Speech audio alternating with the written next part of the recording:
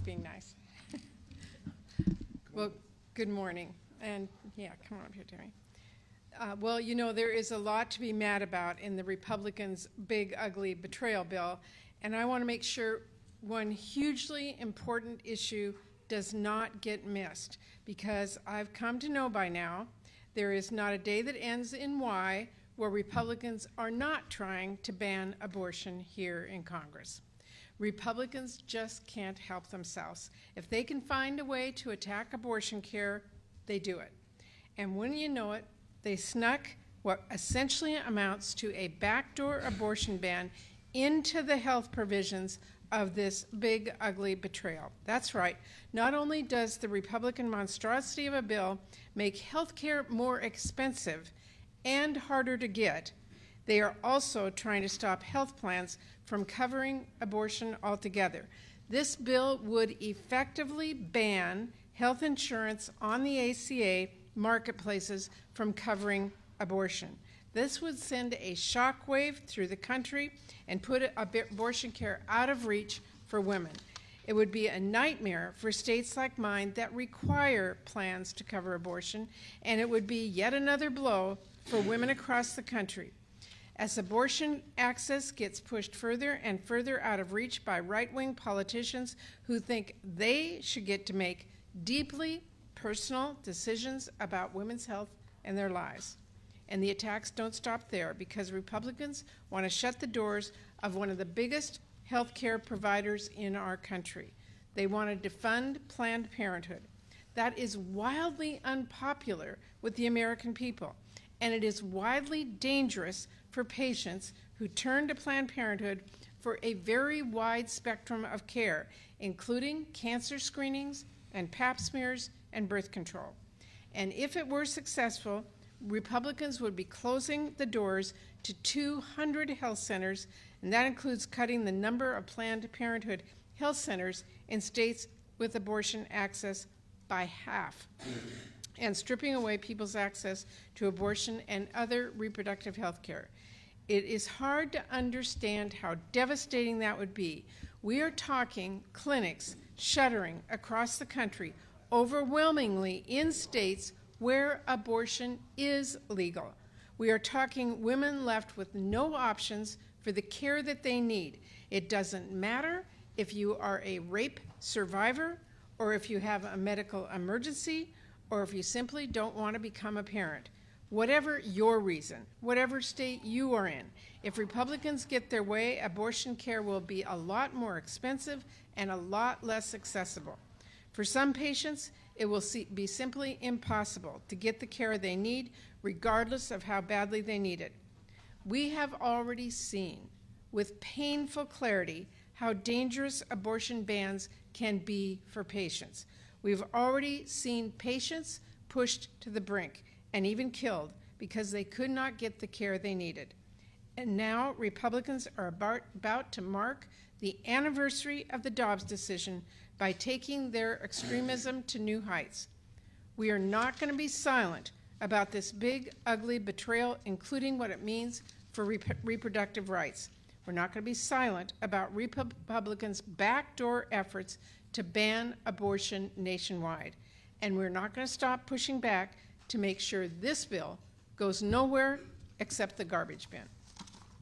Thank you, Senator Murray, who has been such a great leader on this issue, as well as Senator Baldwin. I'm proud to be joined by them and our guests from Planned Parenthood and the Guttmacher Institute. Okay. We're here today to decry the backdoor abortion ban that Republicans have put in to their reconciliation bill, to their appropriations reconciliation bill. We're going to fight it with everything we have. It is wildly unpopular with the American people. Just you look at every corner of America, and Americans want to preserve a woman's right to choose. The Dobbs case reversed that. The Supreme Court, stacked by hard right ideologues, undid the decision undid abortion rights in the awful Dobbs case, reversing Roe. 3 years later, 21 states following through have significantly restricted the right to choose. 14 have total abortion bans. But that's not good enough for our Republican colleagues. They want every state to have a ban. And what they do is they make abortion inaccessible to so many millions of women who want them. In states like Texas, maternal mortality is spiking. Since Dobbs, 1 in 5 people have to travel great distances across state lines and wait weeks just to get care. And just think about it. A woman, it's a difficult decision for women, many women. And then to make them travel and be alone and find a hotel room and then go to a clinic that they're not even familiar with under these traumatic circumstances, that alone is cruel enough. But these fanatics, these anti-choice fanatics, will stop at nothing. And when we hear these horrible statistics and what's happening, what's the reaction of Senate Republicans? They double down. They want to double their efforts on their crusade against women's health care and their right to choose. Right now, as we speak, Republicans are trying to jam through one of the most extreme radical provisions deep in this big, ugly betrayal. 2 nasty provisions. One was in the House. Now they've added another one to defund Planned Parenthood and eliminate coverage for comprehensive reproductive care from the marketplace, the ACA marketplace, adding tens of millions more women who will not have access to the right to choose. Under the Republican bill, 200 Planned Parenthood centers would close. More than 90% of these closures would be in states where abortion is legal, where the voters of the state, the people of the state, have decided they want to keep the right to choose for women. So don't let Republicans try to tell you this is about states' rights. That's not what they're trying to do. This is a national bill. If they believed in state rights, they'd have no provisions, neither of these provisions in the bill. In all, under these awful provisions, 1 in 4 abortion providers nationwide would be eliminated. 1 in 4. And on ACA coverage, Republicans are trying to prevent tens of millions of Americans who get health coverage from their state marketplace from being able to access abortion. This is not alone what's bad in the bill. The Medicaid cuts are even worse. You couldn't think the House bill, you couldn't think the Senate could do worse than the House when it came to Medicaid, but they sure did. It means Republicans are looking to rip away health care from millions more Americans. The callousness doesn't stop there. They're also fighting to take Americans' rights away in terms of reproductive rights. So let's make no mistake about it. This is a backdoor abortion ban snuck into the bill by the Republican senators because they, unlike their constituencies, are vehemently anti-choice. Well, right now, Senate Democrats will fight these devastating and deadly measures with everything we got, everything, including the bird bath. One of these provisions might well be susceptible to the bird bath. We don't know, but we're certainly going to make the argument against both provisions. And they both might be susceptible, one a little more than the other. But the Senate Democrats, we stand together. We fight back against Republicans every step of the way. And because, as Abe Lincoln said, public sentiment is everything, and public sentiment is completely on our side, we will win this fight. We will never stop fighting till we do. Tammy Baldwin. Thank you, Chuck. Thank you, Mr. Leader. Good morning, and I want to start and take a moment to reflect on the events over the weekend. The senseless, abhorrent, cowardly events in Minnesota hit very close to home for my constituents who are grieving alongside our Midwestern neighbors. And sadly, for those from Planned Parenthood and the reproductive rights community, too. My heart goes out to the victims, those grieving, those fighting for their lives, and those who are scared, and anyone who's impacted by this tragedy. We are lucky for the law enforcement who put their lives on the line to apprehend the suspect. and prevent further heartbreak. This kind of political violence is simply unacceptable, and it is not who we are as a country. And we must come together to condemn this kind of hate wherever it exists and remind ourselves that we are better than this. I am honored to join my colleagues and reproductive rights leaders to spotlight yet another way this Republican budget bill will take away health care from Americans and gut their right to choose. Planned Parenthood is truly a saving grace for so many in my state and across the country. For Americans, Planned Parenthood clinics, for some of them, they're the only option they have for affordable health care, for basic reproductive care, to life-saving cancer screenings. It's also often the only place women can get abortion care and control their own bodies and their own futures.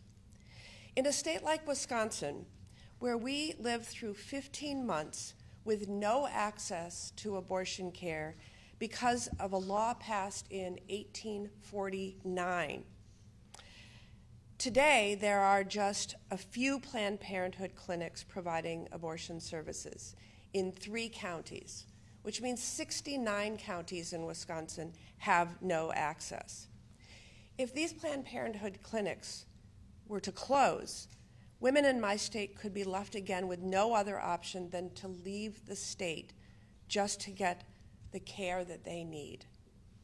If these clinics close, Republicans would be further widening health care deserts in rural Wisconsin, making more of our friends, neighbors, and colleagues delay or forego care because they can't afford it, or they can't take the time off work or find childcare to drive hours to see a doctor. But as we all know, Planned Parenthood and places that offer reproductive care are our Republican colleagues' favorite target. They make it, Planned Parenthood, a punchline to their jokes and a subject line to their fundraising emails. What they neglect to admit is it's a lifeline for our constituents. This bill says that the mother of 3, the young woman trying to make ends meet, the veteran in need of care, and anyone else on Medicaid can't use their coverage at Planned Parenthood for annual checkups, cancer screenings, or birth control. We're not just talking about abortion. We're talking about basic health care that everyone needs and that my Republican colleagues say they support.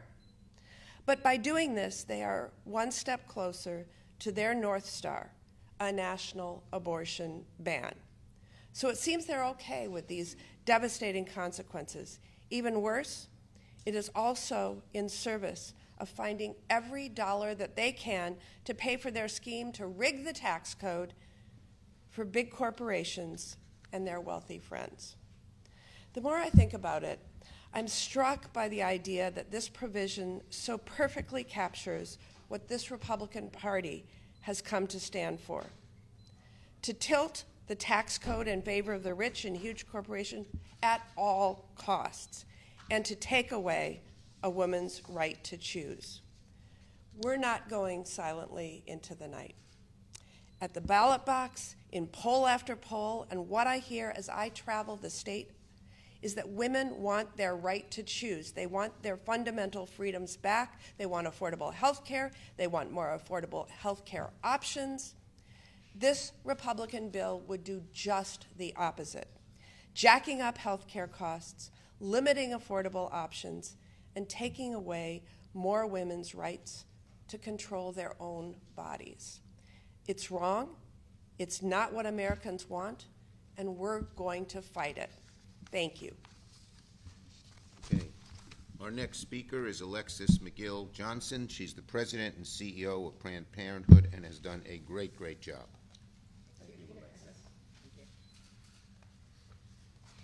Thank you, Leader Schumer. Thank you, Senator Murray. Thank you, Senator Baldwin, for being such fierce champions today. We are here because Republicans want to use their big, bad betrayal of a reconciliation bill to make it even harder to get an abortion in the United States. And they are willing to harm patients across the country to do it. Let me explain. Last month, House Republicans voted to defund Planned Parenthood health centers. And in the coming days, it is very possible the Senate could do the same. If President Trump signs this into law, the consequences would be catastrophic. Nearly 200 Planned Parenthood health centers could close. More than 1.1 million patients could lose access to care, birth control, wellness visits, STI tests, cancer screenings, and more. More than 50% of the health centers at risk of closure are in states, as they've said, where abortion is still legal. These closures could eliminate 1 in 4 abortion providers nationwide. Let's call defunding Planned Parenthood what it is, a backdoor abortion ban. The harm doesn't stop there. They've also snuck a provision that would bar ACA marketplace plans that would include abortion coverage from receiving federal subsidies. That means that people won't be able to use the health insurance they pay to get the care they need. Our opponents keep saying their goal is only to avoid subsidizing abortion care. But the truth is, federal dollars already don't cover abortion care, except in some very specific, very rare circumstances. So when you look at the whole picture, it really comes into focus. Their real goal is to make it harder for everyone to get an abortion. No one wants this to happen, and there's still time to stop this bill. We are asking the 19 million Planned Parenthood supporters and the majority of people in this country who want abortion to be legal to stand up and make their voices heard. Call and email your members of Congress and ask them to oppose this bill. Let's keep marching and shouting and rallying, because I know together we can defeat this outrageous attack. Thank you, Alexis. Now we have Amy, who's Director of Federal Policy from the Guttmacher Institute. Amy Friedrich-Karnick. She'll spell it for you. Hello. My name is Amy Friedrich-Karnick, and I thank Senator Schumer for having us here today. The Guttmacher Institute is a nonpartisan research and policy organization dedicated to advancing reproductive health access for all people. It is clear that this reconciliation bill could have sweeping consequences for the national landscape of reproductive health care access, serving as a backdoor abortion ban. All types of sexual and reproductive health care are inextricably linked. So when restrictive policies are aimed at one form of reproductive health care, or they target a provider like Planned Parenthood, our research shows that the implications are broad and have a ripple effect. By attempting to exclude Planned Parenthood health centers from federal funding streams, this bill would make abortion care even more inaccessible. As you heard, it puts 200 Planned Parenthood clinics, the majority of which provide abortion care, at risk of shutting their doors. The landscape of abortion access is already incredibly fractured. 13 states are currently enforcing total abortion bans, and many others have severe restrictions, and many clinics have already been forced to close since Dobbs. And for the over 1 million people who obtained clinician-provided abortion care last year, our data demonstrate that approximately 155,000 of them crossed state lines to access this care in 2024. Closing even one clinic can impact access to care in a community, and for patients who are forced to travel. And the scale at which this reconciliation package threatens to decimate access to abortion care by discriminating against Planned Parenthood would be devastating for patients and communities around the country. It's a backdoor abortion ban. Furthermore, by excluding Planned Parenthood from federal funding streams, the entire ecosystem of family planning clinics would be impacted. Guttmacher research has demonstrated that federally qualified health centers, or FQHCs, and health departments would not be able to absorb the patients that would be in need of contraceptive care if the defund provision became law. For example, FQHCs would need to increase capacity by 56% or see an additional 1 million contraception patients. And all of that is before we get to the other provision in the bill that seeks to bar coverage of abortion care under private plans in the ACA marketplace. Abortion coverage on both public and private insurance plans is already severely limited and difficult to access. And this provision seeks to further restrict this coverage. Not only could it eliminate abortion coverage for individuals insured through the marketplace, but it could result in private insurers eliminating abortion coverage for all beneficiaries in order to avoid the burden of maintaining separate plan options. We urge senators to see this bill for what it is, a thinly veiled attempt to restrict reproductive freedom, and to oppose it. Thank you. Thank you, Amy. Okay, we'll take questions. Yes. So for the Senate GOP proposal, it includes requirements, many work requirements for able-bodied adults and those with children that are over 14 years old, but may be working or seeking employment or volunteering or in school for 20 hours a week. What is your position on Medicaid work requirements, and do able-bodied adults need to be working or looking for employment to get coverage? Look, the bottom line is that the Republicans are trying to cut Medicaid for people who need it. And the work requirements, as we saw in Georgia, do you know how many people now are on Medicaid in Georgia after they put in similar work requirements? 5,000 out of 800,000 eligible. So this is a backdoor ruse to just kick people off Medicaid. Millions of people off Medicaid. Democrats are going to fight it all the way. Anyone else? All right, I'm going to say a word or two about our meeting a few minutes ago. First, I want to say that the Capitol Hill police have been silent heroes behind the scenes keeping members safe. But we are seeing a dramatic increase in threats against senators, congressmen, public officials, and throughout America. And these attacks are not just attacks on individuals, but on democracy, on our way of life, on what we believe in, and they're an attempt to intimidate people not to do their jobs, not to run for office. It's gross, it's disgusting. We must take immediate steps to ensure the safety of members, and that includes increased funding for the Capitol Police. And there was agreement in our meeting between Democrats and Republicans that we ought to have that increased funding. The Republicans are such hypocrites. Today, the Trump administration cut the AIMED program, AIMED. That's a program aimed to spot lone wolf actor violent people, violent extremists. Doesn't that sound exactly what like happened in Minnesota? And they're cutting it. It's outrageous. But that's what they do. The last top officials at this program that aims to spot the so-called lone actor, violent domestic extremists were reassigned.